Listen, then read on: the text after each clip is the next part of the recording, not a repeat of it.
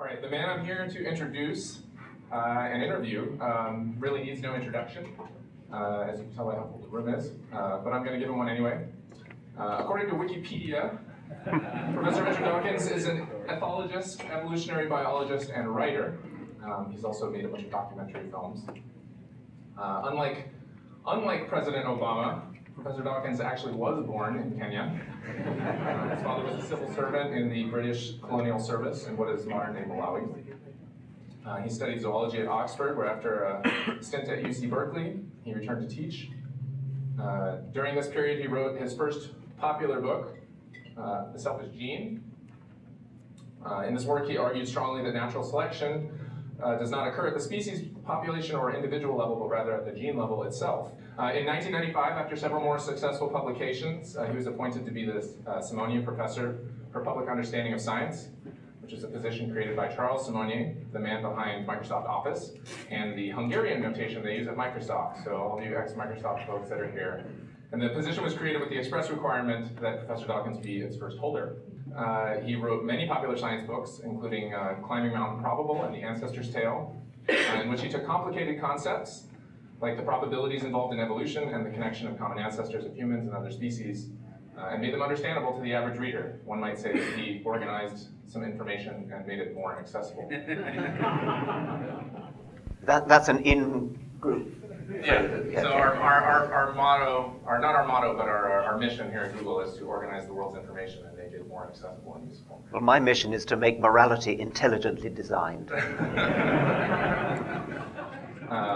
Professor Dawkins started to attract a lot more widespread attention, for better or for worse, with the publication of the God Delusion in 2006, which was sort of more of a full frontal assault on religion. In it, he argues that God almost certainly does not exist, gives many explanations for why he believes it's harmful to hold such beliefs, and why they're not necessary to explain, for example, morality. He followed up this book with The Greatest Show on Earth, in which he gathered together a massive amount of evidence for evolution, again making it very accessible to the lay reader. I actually really loved this book. I found it truly inspiring. It really made it clear to me just how overwhelming the case is for evolution by natural selection. I remember finishing the book on an airplane and sitting there just for the rest of the flight, just sort of in awe of just how strong the case is for evolution, how much evidence we've gathered. In 2006, he also founded the Richard Dawkins Foundation for Reason and Science, which is a nonprofit organization dedicated to promoting scientific literacy and secularism. Specifically, he wants to encourage us to use our critical thinking skills in our day-to-day lives and allow secular views to be more welcome in politics and policymaking. Professor Dawkins retired from the Simonyi Professorship in 2008, since which he's written a book directed at children, The Magic of Reality, How We Know What's Really True, which I must add is also delightfully illustrated. I've been saving this one. I think it's about time I let my daughter read it. She's got a bunch of questions that are answered directly in that book. So the book he's here to promote is Brief Candle in the Dark, My Life in Science, which is the second part of a 2-volume memoir. The first book, An Appetite for Wonder, is about his childhood, youth, and time up until he wrote The Selfish Gene. So please join me in welcoming Professor Richard Dawkins.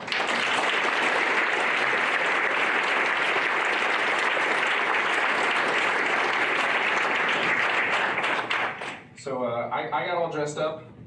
It's not our usual attire, as you can see. I wore my tie that actually has species names written in Latin on it. And as I was looking through your book, I noted that you had a passage about how the ties that you do wear, when you do wear a tie, are all designed actually by your wife. That is true. She paid silk, so every one of my ties is a one-off, unique tie. I think she should be selling them for very large sums. For particular occasions, like golden weddings to rich nerds from never otherwise wear a tie at all, as I can see looking around it. Unfortunately, my ties are all in the suitcase, which is in the back of the car, and I couldn't get it out, so no tie today. This is the only occasion on this trip where there is no tie, and that's in honor of Google. So the story about how you met your wife is actually kind of ties back to a bunch of things that folks here. Yes, perhaps I might read a little passage on that. Do you have the page number? Sorry. Here we are. This was 1992, when Douglas Adams reached his 40th birthday, and his party was memorable for a particular reason. It was there that he introduced me to the actress Lalla Ward, whom he had known from the days when Doctor Who was at its wittiest, because he was the script editor, and she and Tom Baker gave added value to the wit by their inventively ironic playing of the two leading roles. At the birthday party, Lalla was talking to Stephen Fry when Douglas led me over and introduced us. Douglas and Stephen are both absurdly much taller than Lalla and me, so it was natural that we should find ourselves facing each other under a Gothic arch formed by Douglas and Stephen as they exchanged lofty witticisms high above us. Through the archway, I shyly offered to refill Lalla's glass, and when I returned, we rapidly reached agreement that the party was too noisy for conversation. I suppose by any faint chance it wouldn't just possibly be a good idea to go out for a quick meal and, of course, return later. We discreetly slipped away and found an Afghan restaurant off the Marylebone Road. That Lalla had read The Selfish Gene and watched my Christmas lectures was gratifying. That she had read The Extended Phenotype and Darwin as well was too good to be borne. I subsequently discovered that in addition to Doctor Who's companion, she had played a beautiful Ophelia to Derek Jacobi's Hamlet in the BBC TV production, and was also a talented and versatile artist, published author, and book illustrator. As I said, too good to be born. We didn't return to the party. Miriam Rothschild is a very distinguished biologist, a member of the immensely wealthy Rothschild family, and she's a great character. She lives in a house deep in a wood, which looks like a kind of fairy tale house covered with creepers. You need a machete to find it. And her garden consists of wild weeds and grasses breaking against the house like waves and going into the French windows like waves coming inside the house. She has an annual dragonfly party, which is to celebrate her conservation measures of dragonflies around her lake. It's a very large party with about 80 people, I suppose. And one year she said, "Come and sit by me, dear boy, but first go and carve me a slice of venison. A very small slice, mind. I'm a strict vegetarian." And the scarf story was that she's the world authority on fleas. And so Lalla was trying to raise money for a charity that she runs, and which is called Denville Hall. It's an old people's home for old actors. And so I encouraged her to paint an enormous silk scarf, a gigantic silk scarf, because Miriam Rothschild wears silk scarves. And she painted 9 different species of flea, hugely magnified images of fleas on this scarf. And I sent it off with a covering note explaining about the charity. And eventually, Dame Miriam wrote back and said, "I shall keep the handkerchief, but tell your wife that she has sadly underestimated the penis of the male flea. As you know, it is proportionately the largest in the animal kingdom." And she wrote a generous check to the charity and accompanied it with her own book on flea microanatomy, and inscribed to Lalla with a note that said, "See page 272 for vagina of mole flea." So people often perceive you as being sort of cold and calculated, but in this book there are a lot of stories that you have that are very sentimental and emotional. In particular, one that struck me was involved a experiment that you were talking about having to do with vision and the human eye. I was wondering if you might tell us about that. I was invited in the early 1990s to give the Royal Institution Christmas lectures for children. This started out in the 1820s, founded by Michael Faraday, who gave the lectures himself on many occasions. They've now become 5 one-hour lectures around Christmas time every year, and one scientist is invited to give them.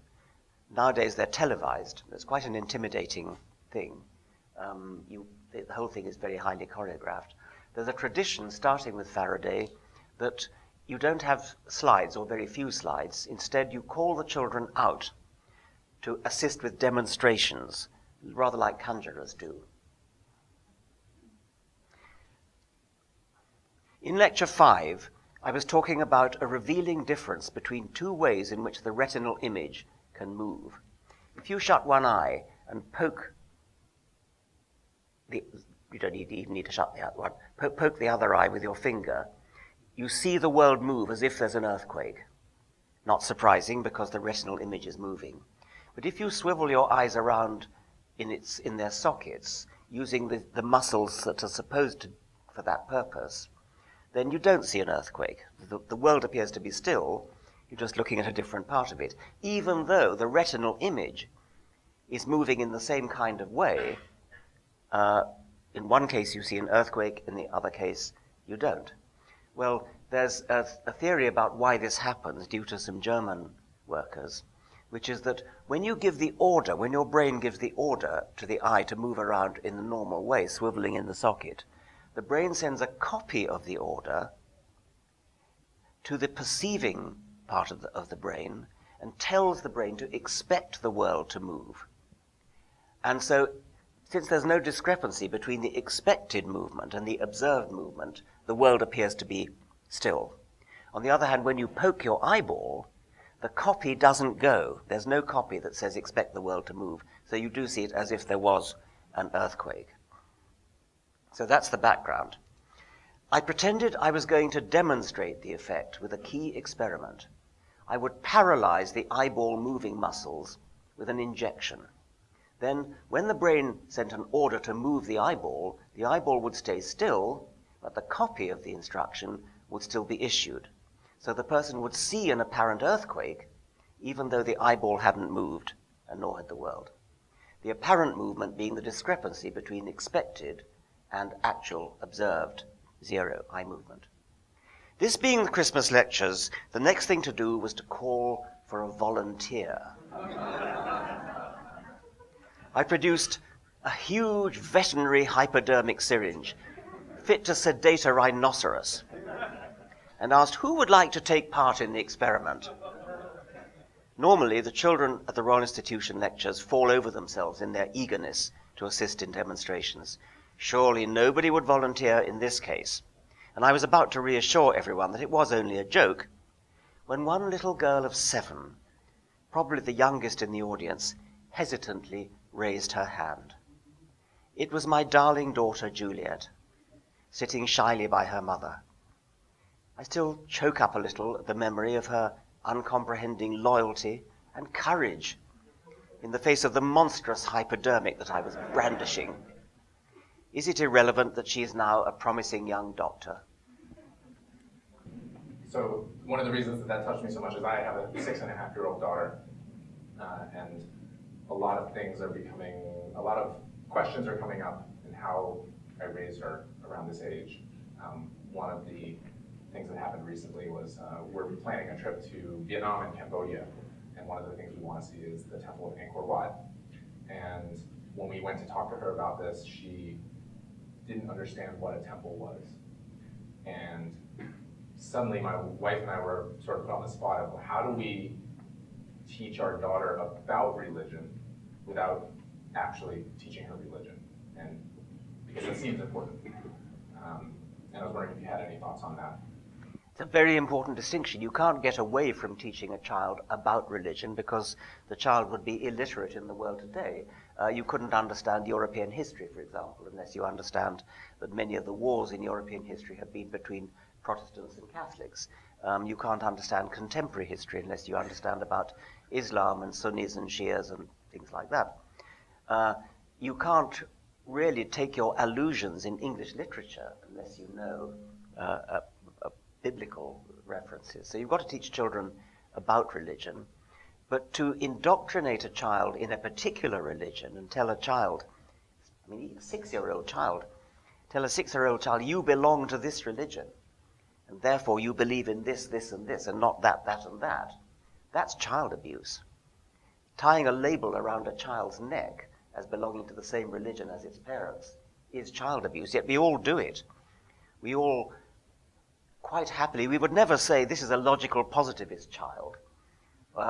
or this is an existentialist child, this is a Hayekian monetarist child.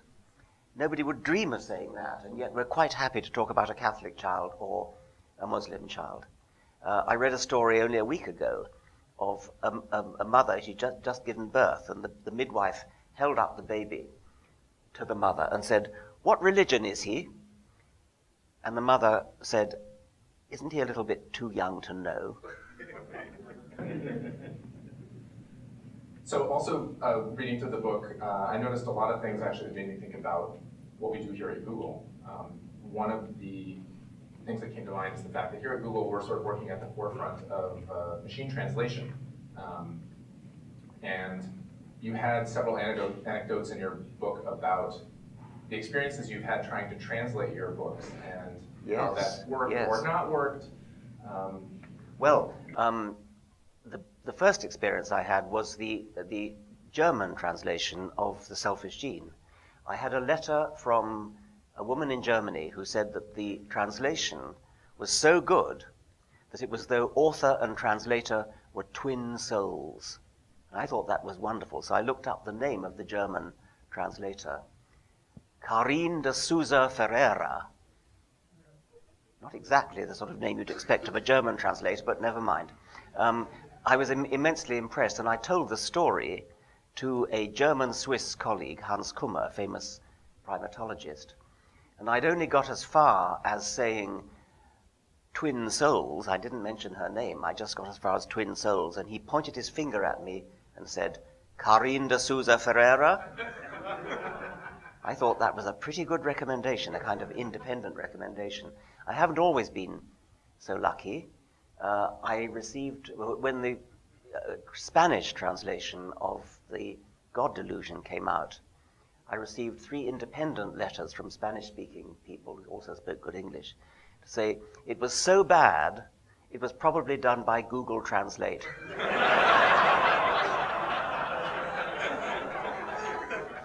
In other words, literal translations of idioms.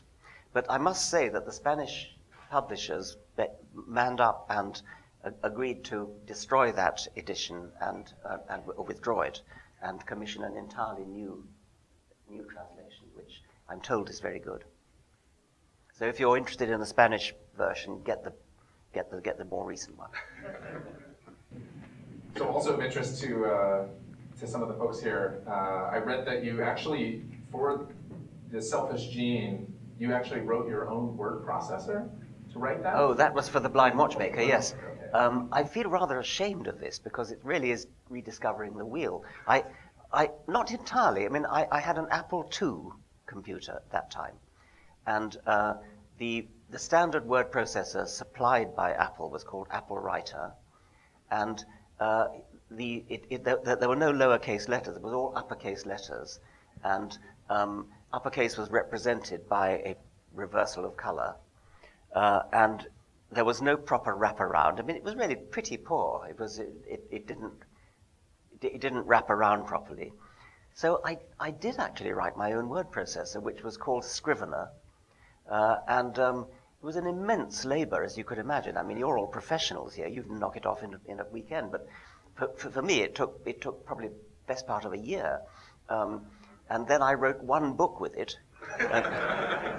and that was that. So I was addicted at that time to computer programming. I expect many people here understand about the addiction, and I would sort of stay up all night and not eat and not sleep and things like that.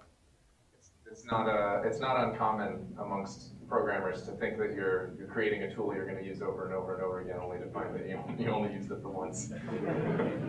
Douglas Adams has a very good satire on that. I mean, he was well aware of this syndrome.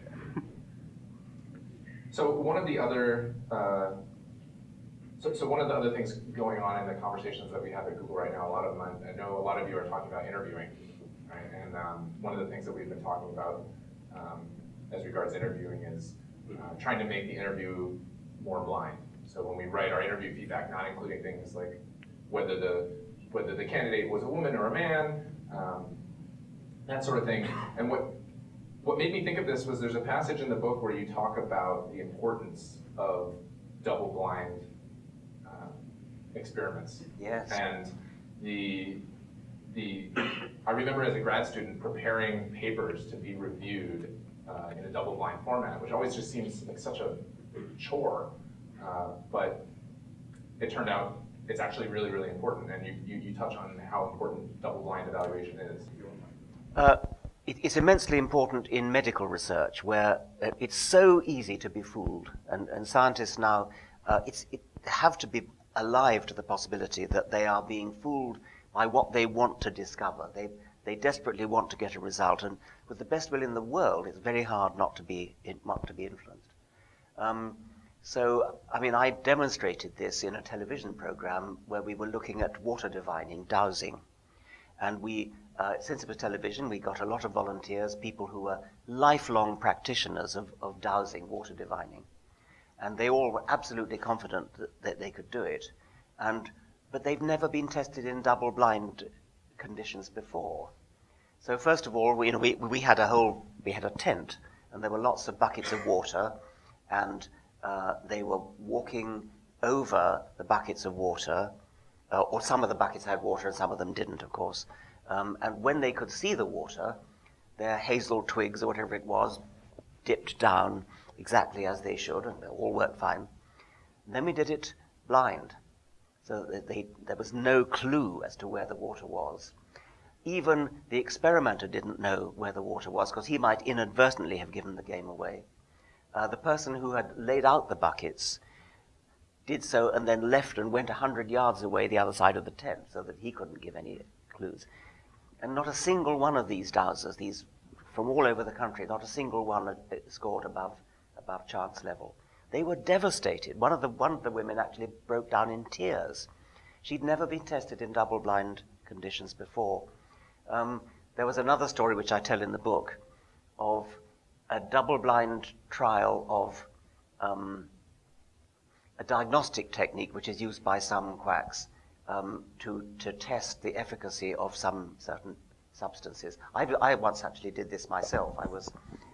I'd ripped my neck, and it was weekend, so I couldn't go to my ordinary doctor. So I thought I'll go to an alternative practitioner.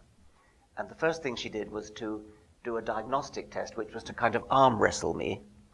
I was lying on my back, and she was testing the strength of my arm against hers, with and without a sealed bottle of vitamin C on my chest. And she showed to her satisfaction that when the sealed bottle of vitamin C was on my chest, I was stronger. So when I sort of expressed my skepticism, she said, "Yes, C is a marvelous vitamin, isn't it?" But then I told a story in the book of another very similar test using the same arm wrestling technique, again testing a substance. This time it was whether fructose or glucose was put on your tongue, whether it made you stronger. And in double-blind conditions, there was, of course, no difference. It didn't show any effect. And the homeopath, or whatever he was, who was doing the test, said, "You see, this is why we don't do double-blind trials. They never work." I know when I was preparing the introduction to this, for instance, I was thinking about my recollection of The Greatest Show on Earth and having read it on the plane and so forth. But then when I actually went looking through my books, I found that it was the God Delusion that had the boarding pass in it. False memory syndrome. Right. Yeah. And I had somehow managed to, I was completely convinced that what had not happened had happened. And you mentioned that in regards to recounting an interaction with the late Christopher Hitchens. Christopher Hitchens and I were having a debate in London with three religious types. And so they were over there and we were here. I was here, Christopher was there, and the philosopher A.C. Grayling was there. So we were very close together. And at one point, one of the religious people, Rabbi Julia Neuberger, said something irritating or silly. And Christopher Hitchens interrupted and said, "How dare you? How dare you?" Except that he didn't. It's a false memory. I remembered it extremely clearly, and I still remember it extremely clearly. I used it in a eulogy speech that I gave after his death in Melbourne. I told the story, and only quite recently, when checking up to write the story down in this book, I looked at the YouTube video of the event, and it didn't happen. What did happen was that Rabbi Neuberger was interrupted. He said something which he did interrupt, but much more quietly, and he didn't say, "How dare you?" He said something much more gentle. He did say, "How dare you?" about half an hour later to a member of the audience who asked a silly question. And he said that that although he didn't believe in God, he thought of himself as a Christian because he was a moral person. Christopher said, "How dare you?" Well, that's bad enough that I had a false memory. Then I was telling the story of my false memory to Anthony Grayling, the philosopher, because I thought he would be interested in false memory syndrome, which indeed he was. But when I told him the story, his jaw dropped, and he said, "But I had exactly the same false memory." And it occurred to me that we, in courts of law, for example, juries value eyewitness testimony above all other kinds of evidence. And imagine a lawyer saying, "I put it to you, ladies and gentlemen of the jury, that 2 university professors, both independently, had a false memory of an event which took place not 2 yards from where they were sitting." But there's a sequel to the story which actually came after the book was published and therefore is not in the book.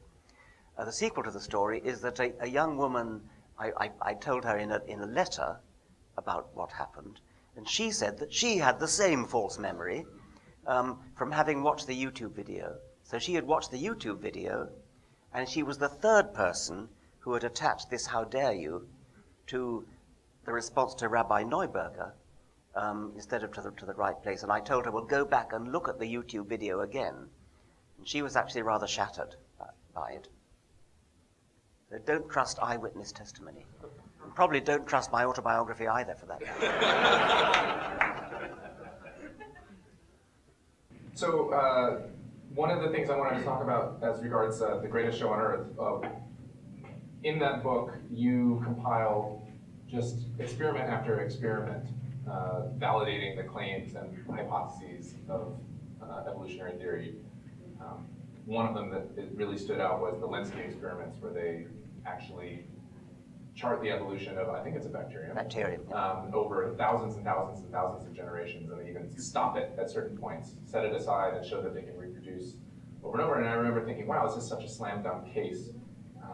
But how do you, something like that is only convincing to somebody who has a understanding of the fundamentals of evolutionary theory. When you're faced with somebody making an argument like, if we evolved from monkeys, why are there still monkeys?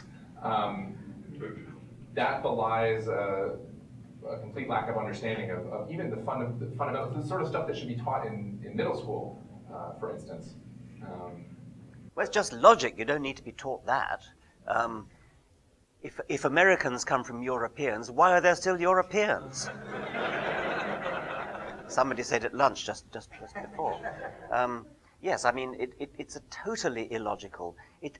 What it stems from is the idea that evolution is a ladder, and we're at the top of the ladder, and then other apes are just below us, and then monkeys are below that, and so on. And so it's as though each time a rung is climbed of the ladder, the one below is kicked away or something of that sort. There is no ladder. It's a branching tree. Every living creature, every species, is the tip of a twig of its own evolutionary history. So there's no ladder. There's no sense in which we superseded monkeys or anything like that. Monkeys and we both superseded the common ancestor which we share some 20 million years ago.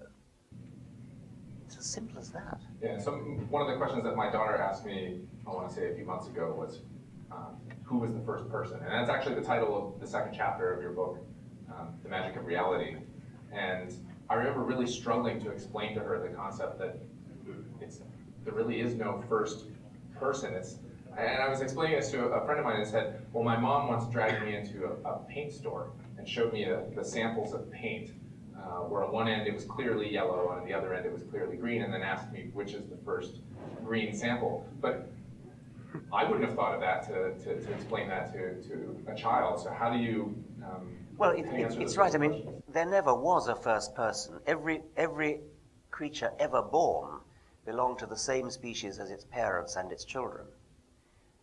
So it's just that if you put enough generations end to end, if you start with us today and you go back and back and back and back and back, if you go back 300 million years, then you come to a fish. But there never was a transition. There never was a sudden transition from any one species to any other. The paint example is a perfectly good one. Another one that I use in The Magic of Reality is when we grow up. We start as babies and we become toddlers and we become children and we become teenagers and then young adults and middle-aged and then gaga. But there never is a sudden transition. You don't go to bed one night middle-aged and wake up the next morning and say, oh, I seem to be old now. It's a gradual change, and exactly the same is true of evolution. It's a matter of convenience that we are capable of separating or saying this definitely isn't a fish and this definitely is a fish. All the intermediates are not present. But it's a category mistake to say because we distinguish humans from, say, monkeys, there must have been a first human. There never was a first human. It's just a gradual transition everywhere you look. So I'm going to change tack a little bit and talk more about your experience as a scientist, as a teacher, and the experiences that you had. For example, in the book you talk a lot about your life at Oxford. And as an American who's not familiar with that institution, I mean, for example, I was looking up the history of the new college, where by the new they meant 1379 or something like that. Well, it was new in 1379. Yeah. So there are a lot of traditions and formalities and so forth that took place there that would seem foreign and dare I say, bizarre. It seemed pretty bizarre to me as well, actually. And I was just wondering what sort of influence did that have on you? You talked, for instance, about the formal dessert that you had where everybody sits in a specific place and they pass around the drinks. Yeah. Well, these are rather quaint customs. I sometimes suspect they're not as ancient as you might think. I mean, they might just go back to the 19th century for all I know. But each generation kind of thinks they're ancient. What can I say? I mean, I had to preside over this custom of formal dessert where you pass around port and nuts and snuff and things.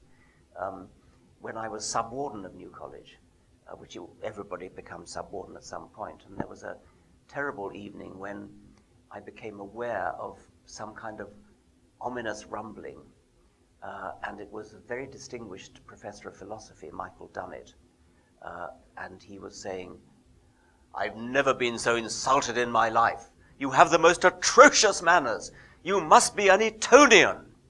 And Etonian means somebody who comes from Eton College, which is Britain's most prestigious and most expensive private school.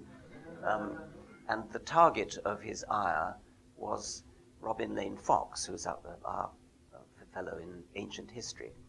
Robin was hopping with anxiety and saying, "But what have I done? What have I done?" And I couldn't work out what it was, but I saw to it in my hostly role that they were seated as far as possible away from each other.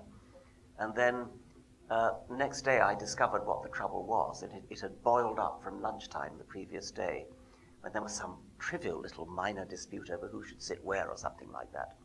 And Professor Dummett had harbored this rancor throughout the rest of the day. It had bubbled up to the surface until by the evening it boiled over at dessert. But then 3 days later he approached Robin Lane Fox and most graciously apologized and said there was nobody in the college that he would less wish to insult. So it was all ended up all right.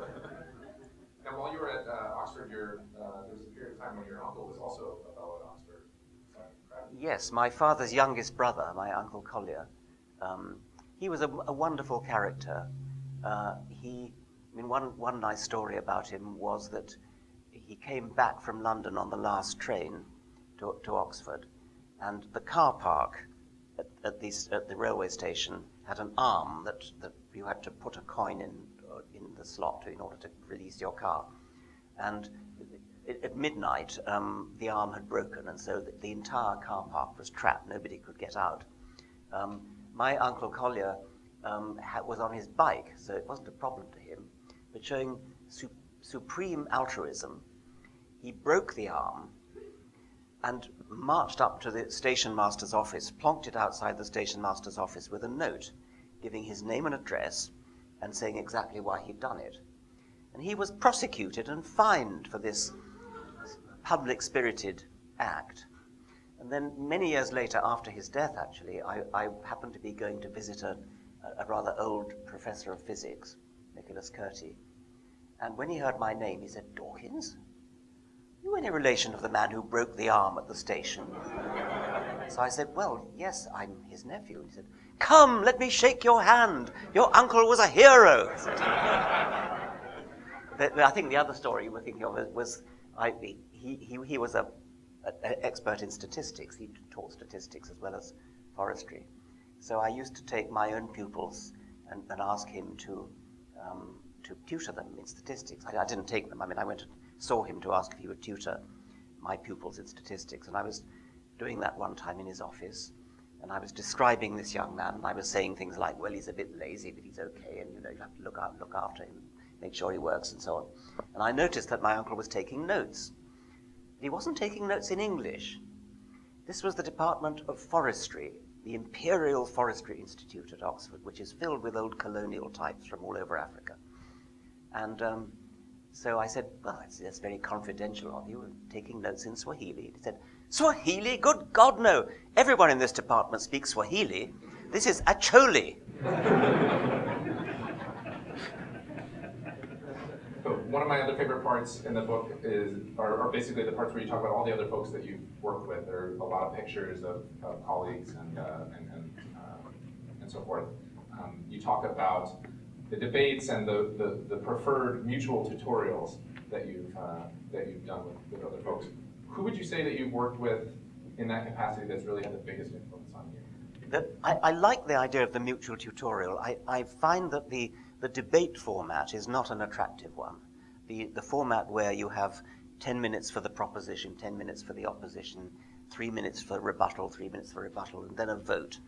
I don't think that's the way you get at the truth. I like the mutual tutorial where you have a conversation. And it doesn't have to be adversarial. Sometimes a conversation can be between people who pretty much agree with each other. I suppose the best one for me was Steven Pinker, the psychologist and linguist. And perhaps it was the one that gave me the idea for the mutual tutorial. We had an onstage conversation in a London theatre, about 2,000 people. It was a very large audience. And it went very well, and we learned a lot from each other. You sort of raise each other's game in a funny kind of way. And precisely because you're not disagreeing, you're actually learning from each other. The BBC got to hear of this, and they thought it might be fun to reprise it on television that evening. So they asked us, would we agree to go and have a shortened version of our conversation on television? We said yes. And then the woman producing it phoned me up to plan the program, and she said, "Tell me, what's the nature of your disagreement with Dr. Pinker?"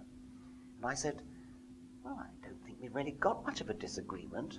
We seem to agree about most things." She said, "No disagreement? No disagreement?" She promptly cancelled the whole thing. All right, so as we're getting toward the end of our time, I wanted to take a couple of questions off of our submitted questions list. The top one we have right now says, "You must have rebutted them all by now, so I'd be curious to know what, in your opinion, are the best arguments out there against evolution and the non-existence of deities, which do you find the hardest to rebut?" Those are two quite different questions, by the way. I mean, there is no decent rebuttal of evolution, and there is no decent argument in favor of the existence of deities.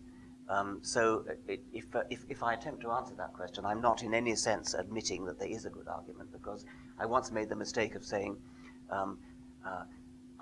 the best argument I could think of for the existence of a god would be a deistic God who, and something to do with the fine-tuning of the universe. I mean, I think that is probably the best argument around. It's still a very, very bad argument, but it's the best one going. But when I said that once, in a debate actually with a man called John Lennox, 2 days later he was up in Scotland giving a lecture on his own, and he more or less announced that I'd become a deist, simply because I'd said that of all the bad arguments, this is the least bad.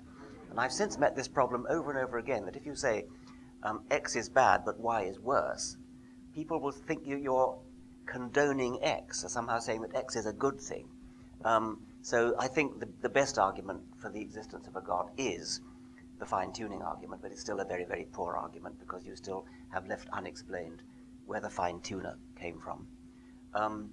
The best argument against evolution, there isn't one. I mean, there's just no argument against it. It's just, I mean, there are reasons why people don't get it, which is a different question. There are reasons why people don't get it, such as that the time scale involved is so huge that people don't can't find it difficult to grasp to grasp how long a time has been available for the changes we're talking about. In a way, Darwin had it right when he pointed to things like dogs and pigeons, where we know how long it's taken, and actually Lenski's bacteria too, but Darwin didn't know that, of course. It hasn't taken very long to turn a wolf into a Pekingese. And when you think that that's only taken a matter of centuries, and when you think that to turn a fish into a mammal has taken not just centuries, but hundreds of millions of years, and if you extrapolate the amount of change from wolf to Pekingese and multiply it by the number of centuries there have been in 300 million years, you get an idea of how you will not grasp evolution unless you can somehow get your mind around these immensities of time. It seems like sort of the same problems that we face, which is obviously not as big of a deal in terms of our society and so forth, but getting people to understand things like quantum mechanics and general relativity, that our brains are designed to, our brains have evolved in a world where everything is middle of the road. I think the word designed is fine. It's just that it's not designed by an intelligence. I mean, I think the remarkable thing is that the brains which were designed by natural selection to survive on the African savanna as hunter-gatherers and to get a mate and rear a child and avoid being eaten by lions, fairly simple problems compared to quantum theory or relativity, and yet those very same brains have the emergent property that they can understand quantum theory. I can't, but some people can. And I think that it makes me proud to be a member of the species Homo sapiens.